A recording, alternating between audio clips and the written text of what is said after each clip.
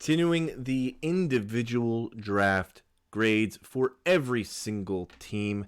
As you guys can see here, I am doing the Dallas Cowboys. So, if you guys don't know, I am Two Tone Sports, sitting here with you, trying to put this series to rest. I'm banging out videos left and right, so any support you guys can show to the channel is greatly appreciated. I do my draft grades a little differently.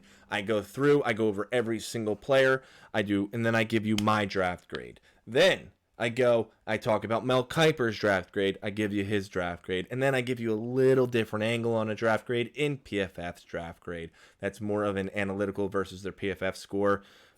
So in this video, you'll get 3 different draft grades. You'll get mine, Mel's, and PFF. So with that being said, let's jump into the Dallas Cowboys, shall we? So with your first pick, you went defensive tackle in Mazi Smith, 6'3", 323 pounds out of Michigan. So Smith is an outstanding run defender and one of the strongest prospects in the 2023 class. His ability to clog the middle and make plays within the tackle box is outstanding. He has violent hands and impressive short area quickness for his size. He needs to learn to tie his hands to his feet, and he lacks closing burst as a pass rusher. You do not draft this kid as a pass rusher. This kid is going to be in the middle clogging up rushing lanes, going to be taking on 2 people. That's what he's going to make a career out of. His NFL comp is exactly that in Dontari Poe. Best run defending tackle, in my opinion, in the draft. Post-draft, Dan Quinn's defense needs an anchor in the middle of the defensive line, and Smith can be that for them. He has elite movement skills at 6'3", 323 pounds, and the positional versatility to play nose tackle or bump down to a one technique spot. With Jonathan Hankins, a solid starter but not elite tackle, Smith fills a need along Dallas defensive line and could be tasked with keeping Micah Parsons from seeing double teams on the edge. Year 1 impact. High impact day 1 starter. Smith is expected to be their anchor in the middle of a defense that's lacked a stout interior presence. I thought this was a slight reach in the first round on him, but it's a huge need for you guys, so therefore it's not that big of a reach. I like him for you guys. He's going to be a big boy taking up 2 players. Whatever's going to free up Micah Parsons on the outside, I love. I have to disclose right now, I forgot to do in the beginning of the video, I am a Chargers fan. So I try to be even when grading every single team, but I like to disclose that I'm a Chargers fan, so you guys don't think that I'm an Eagles or Giants fan here. I am a Chargers fan, but at the end of the day, I am an NFL fan, and I'm a sports fan. So I just needed to clear that out of the way. I liked this pick. I really did. I liked this pick. It needed to be done. Your run defense was brutal the past couple of years, and this is the pick to do. Best run defensive tackle in the draft.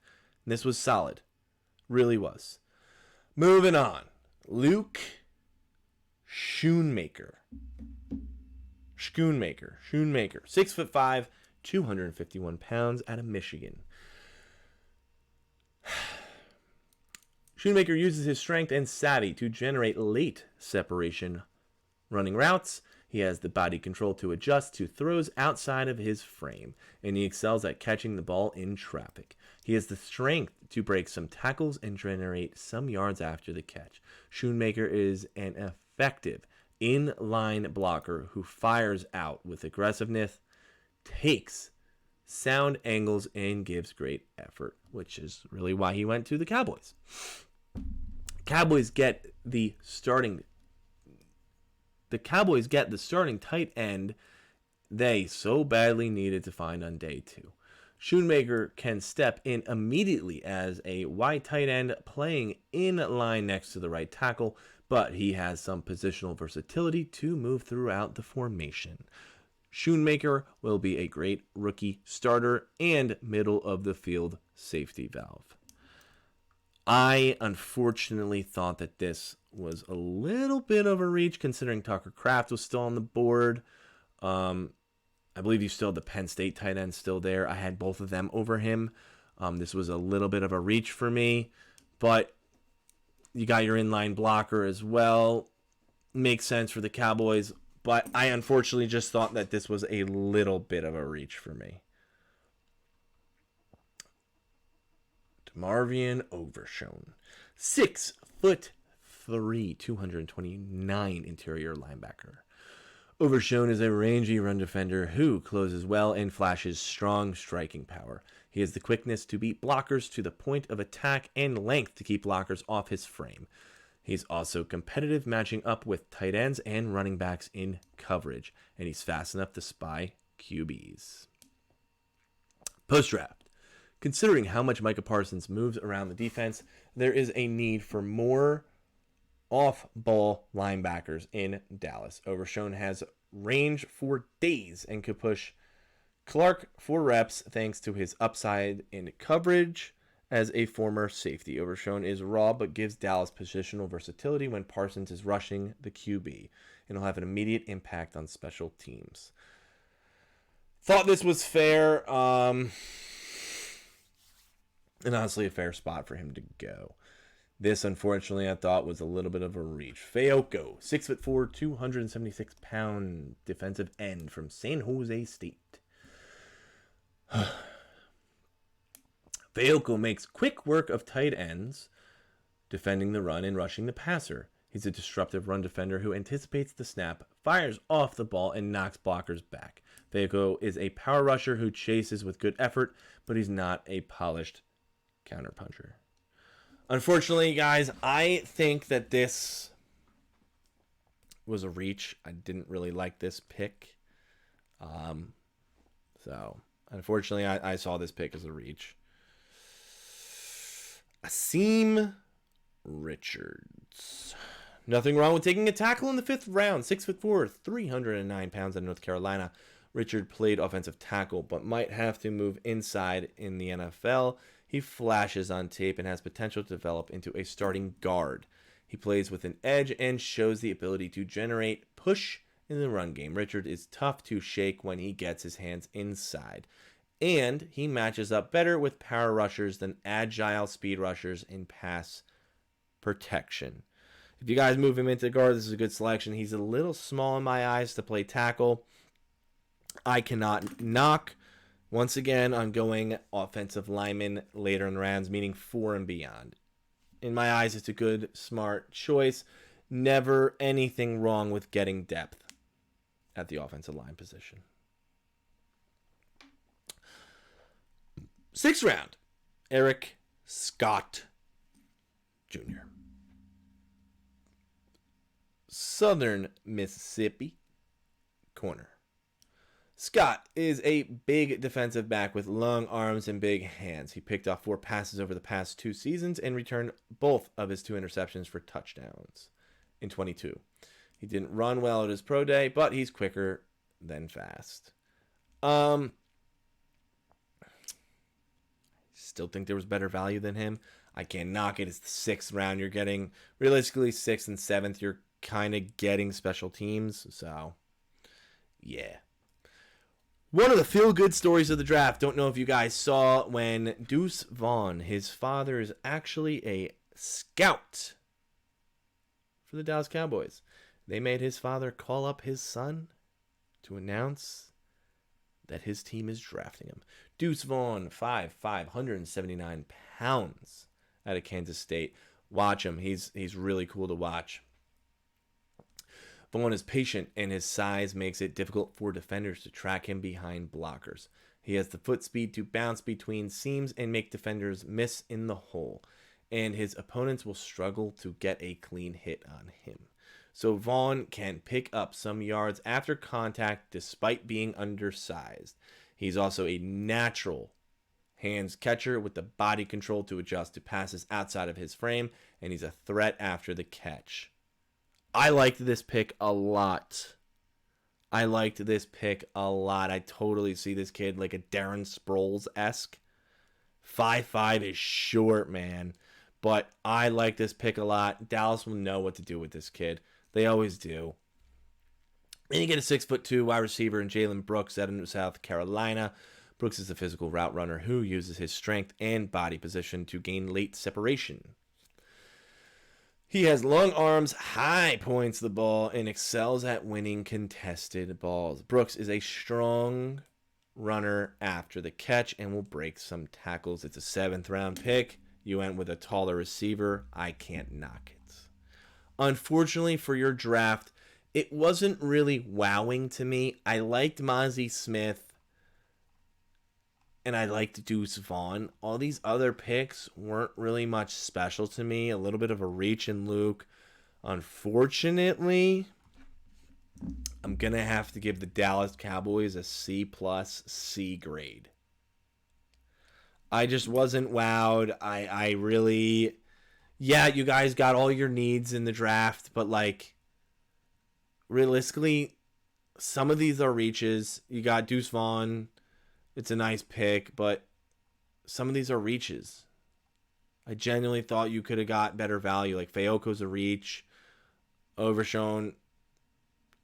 He's a project still. I mean, yeah, it's a 3rd round. But Luke here's a reach. Mozzie Smith is probably the only pick that I liked. So, let's hop over to Mel. I gave you guys a C+. Mel Kiper. After another early playoff exit that saw the offense sputter late in the season, the Cowboys fired Kellen Moore, blah, blah, blah. Mike McCarthy will go back to calling plays. Tight end Dalton Schultz leaving in free agency. Running back Zeke getting cut. Dallas had holes at both positions headed into the draft. Okay. Round 1, however, the Cowboys went a different direction, and I have no qualms about it. Mozzie Smith is the best run-stuffing defensive tackle in this class. 323-pounder who will instantly improve their run defense. Their D-line too often last season was blown up at the line of scrimmage, so adding a anchor like Smith will help the entire front 7. If you look at other NFC East teams, Dallas needed to beef up to stop the run. Like I said, I liked that pick. Let's see. I would have taken other tight ends over Luke Schoonmaker. But he does have intriguing traits. Tucker Kraft and Brenton Strange were available and higher on my board. Mine too. I literally said that. I didn't read this, so literally said that.